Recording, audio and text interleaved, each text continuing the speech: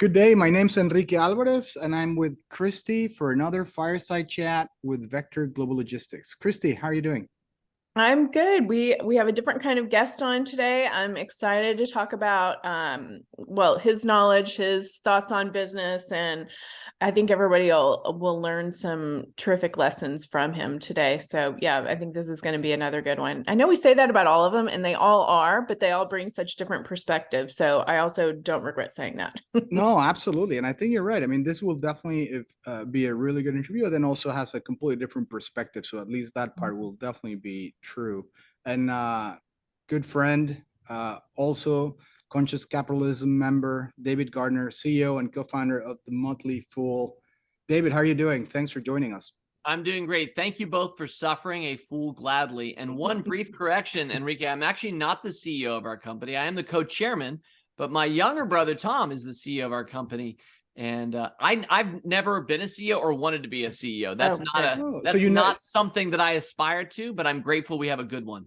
Yes. The co-founder then is what I should probably say. Yes, you're the chief rule breaker. Definitely. And the chief rule breaker. Yeah. More importantly, shouldn't have forgotten that title. That's right. Yeah.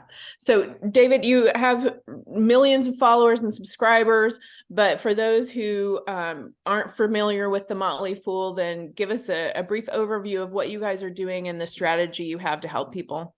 Sure. Well, I think the Motley Fool starts with our purpose, and that's to make the world smarter, happier, and richer. And I always say, never one without the other two, never two without the third. So when the Motley Fool is doing it right, you are feeling smarter because you've listened to one of our podcasts or taken us up on one of our premium stock picks. You're happier if that stock pick worked out. And in our context, happier equals richer. And the good news is we could be average at what we're doing. I hope we're not. I hope we're better than average, but we could be average and still enriching the world because the stock market over any meaningful period of time goes from the lower left. This is what consultants love. You both know this, to the upper right. And that is really important to point out because many people, I think their mental model of stock market is like a parabola. It's like what goes up must come down. And it feels like this thing that is cyclical. And that's really not true over any meaningful period of time. It's more like a hyperbola, and it goes from the lower left to the upper right. And so even if the Motley Fool were merely average, I would still feel really good about our business. And in fact, Vanguard, the world's largest asset manager, only tries to be completely average because all they're doing with most of their big index funds is just buying all the stocks on the market. Turns out when that goes up 9% or so annualized, and you do that over the course of 5 years or 50 years, it's pretty awesome what happens. So the Motley Fool exists, Kristi and Enrique, in order to reach as many people as possible, get them saving, and ultimately leading to their financial freedom. And I'm happy to say now in our 30th year, we've done that for a lot of people, and it is incredibly gratifying. Congratulations. Yes, amazing success and definitely a good business and life strategy for sure. David, you're as part of the Motley Fool, you always or I guess the chief and rule breaker, as you said, right? The chief rule breaker. And one of the rules that you have as that position is just treating others as you or we wished you would treat yourself. So what's a good example of this in action? Like, what do you do on a daily basis in your team and your company that kind of gives you this extra authority to do things? Thank you, Enrique. And let me just say, I mean, I know our Fool story. We're a small company. And so, anything I can say about what we're doing, I'm quite sure people listening to me right now have already been there, done that, or doing things at a much bigger scale. But I'll give a quick example. I think for us at the Fool, we started as a trust-based workplace. Really, 30 years ago, when we hired our first employee who wasn't named Gardner, we started to realize, we can't advertise. We have no money to advertise to find employees. So what we're going to do is hire our cool, fun friends from college if they'll come work for us. Good news is a few did, but you can imagine if that's your corporate culture, such as it started. Here's what we weren't doing. Okay, Enrique, Kristi, I need you guys here at 9, and you need to stay till 5. By the way, I'm counting your vacation days and all of the kind of corporate, I would say, standard structures or thinking that had preceded us. So just starting as a very small startup from day one, we're there trusting you, And it started with our cool, fun friends from college, but then we hired others. And from day one, we said, we're not counting your vacation days. That's not something that, what we want is we want you to get your work done. And we agree with what your work is, and we expect you to excel. And fortunately enough have that we've grown over the years. But, I think that really, in a lot of ways, informs other things that we do. Since we're trying to make the world smarter, happier, and richer, we want our employees to say to us back that that's what we're doing for them. An example would be that if you come to work for the Motley Fool, one of the things you get, a free perk to start with, is $1,000 that we give you to invest. If we're going to say, hey, let's get the whole world investing, darn it, we sure should start with our employees. So that would be an example. But, if you just think about sort of human-centered, human design, like what's the company that you would want to work for? Or if the company says its purpose is X, how do they live that? And it's not a litmus test, and we're not trying to see, who's the noblest or best example of this. It's just the right lens for you as a leader to look through, to say, are there more ways that we could authentically live our purpose for all our stakeholders? Obviously, I started by talking about employees and team members right now, but the same is true, of course, for our customers, for our partners and suppliers. Sometimes for some companies, and this is definitely true of the logistics and supply chain industry, for partners or suppliers. Those are really big relationships. For us at The Fool, that's less meaningful. We're also an internet-focused company, so the environment or our local community doesn't actually count for as much for us relative to many other businesses where what they do to the environment really does matter at scale, or their community.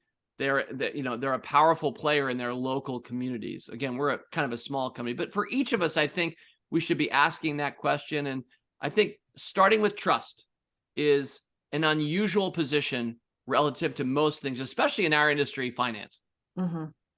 Well, it makes sense. And you talked to trust, of course, is key to everything. That will get you far in life and far in business. You also mentioned internally through your culture and how you treat your team, but then you also brought in the smarter, happier, richer, and really making financial advice accessible to everyone. Why everyone? When it's, most of us are intimidated by it. There are people who certainly know what they're doing. Why not just speak to those people who understand the lingo, understand what's happening? You could get to the concepts a lot quicker. Those people can make more money. Why accessible to all? Well, I think first of all, we try to be accessible to all, but we don't reach all, Kristi. We have over 1 million subscribers today, but most of those people are people who do have capital. They're people who are subscribing to the Motley Fool because they want to know where we think they should invest. Right. What stock should they buy next? That's a big part of our subscription business, which is the biggest part of our overall business. So I wish we were reaching everybody, but we've started the Motley Fool Foundation over the last year. In our 30th year, we've opened up an opportunity now for us to have a platform to reach others who aren't just wealthy enough and educated enough to actually say, I'm going to buy this stock. I'm going to buy Tesla or Netflix.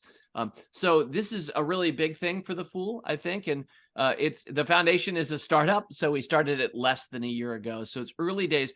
But I think that you spoke, Kristi, to the fear that people have or around this topic. And I think often that's just because they haven't had the education or the grounding.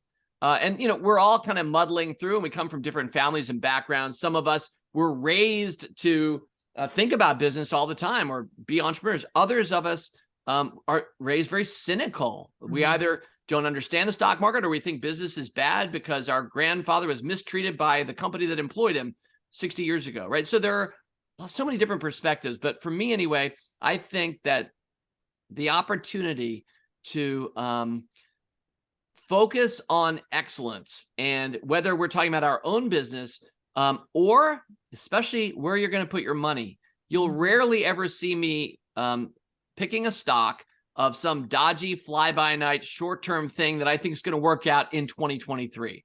I basically think in every industry we should be asking, who's the innovator here? And do we have confidence in the people? I think a lot of people these days, now I'm ranting, so pull me back. I think a lot of people these days, investing is like an algorithmic exercise. Machines are trading so much of the volume on the markets today. They're really not looking at like what the business is or who are the people running it. Therefore, you and I actually have an edge if we care about what the business does and who's actually running it.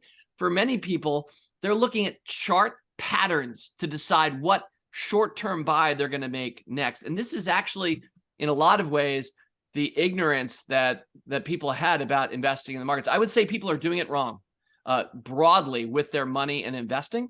And so returning to that fear point you're making, Kristi, I think we fear when we don't have knowledge. Sure. And to close, medieval map makers, as has often been said, if they didn't know what was up there in the corner of that map, they didn't write, I don't know what's up here, or no one's ever been here. They wrote, there be dragons, because as humans, we tend to make fearful the things that we don't understand. So I think one of the best things we can do at The Fool is make as much intelligible and transparent as possible to people so that they feel not on their guard or fearful or confused, or they're about to get fleeced by some financial professional who knows more about what they're doing than they do.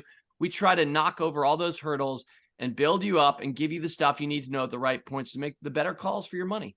No, very well said. And I it's refreshing to me to hear this day someone say, I don't know. It feels like everyone feels that that's a taboo and no one should be able to say that. But I think it builds if trust. You're a fool, Enrique. If you're a fool, that's where you start. And thank you both for suffering a fool gladly at the start of this fireside chat. Gladly. So if you have and the thing is that we're all fools. Like, the difference might be that you might acknowledge it more than others, but I think that brings you, that's why you're so transparent, and I think that's why people trust you. And one question that I had for you, it sounds and it looks, and I know that you have a very purpose-driven organization.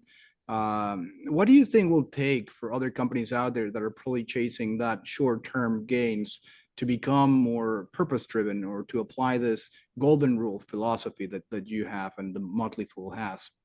Well, I have just no doubt that it starts with the leadership of that organization. Obviously, I think about the CEO, but her full team, or I think about the board of directors, or the integration of those things.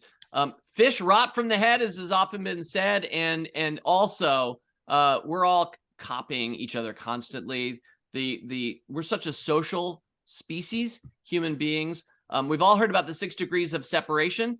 Fewer of us have heard about the 3 degrees of influence. But the way I can put it is that, let's have fun here. My wife's coworker's cousin helped me lose weight. Now, that is often true, but we can't actually articulate that because we never will meet our wife's coworker's cousin. But our wife's coworker's cousin started to eat better. And all of a sudden, that came to the cousin, who then spoke to the coworker. And then all of a sudden, we are being influenced constantly by things we can't even put our finger on, especially in an increasingly connected social media connected world. So I think I'm pretty confident in saying that organizations will never grow past their leadership. The glass ceiling is a self-imposed one in many cases, especially these days. Maybe not so much 20 years ago or 50 years ago, but I think one of the things we've learned through conscious capitalism, Enrique and Kristi, is that your organization can't outgrow you. So your own level of consciousness and concern, you need to constantly be getting better. As David Allen, who wrote a wonderful book called Getting Things Done, and I'm a huge GTD fan, the better you get, the better you'd better get. So I'm always looking at who has the growth mentality and who's actually leading this thing or making the calls. And if I don't see something that I feel good about, I'm probably not going to invest there. I'm definitely not going to go work for that. Yeah, makes a lot of sense.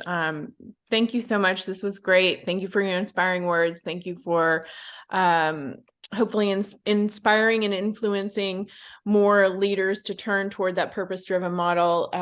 If nothing else, if they start to, maybe you'll recommend them and then they'll continue to grow. Thank you, Kristi. That is true. But I truly do believe, and we talked about this offline together as a team, I really do believe the purpose-driven businesses are going to just flat out outperform the ones that aren't. And I mean the authentic ones that are really exhibiting and living authentically their purpose. Young people, the most talented people today that you want to hire, are going to work for the companies that do that. And so if you're not that, you're probably not going to beat the market averages with your stock or be a company that I'd want to recommend. So I'm very confident in saying that conscious capitalism is not just a great way of thinking, it's the best competitive weapon in every industry that you could bring if you're trying to win.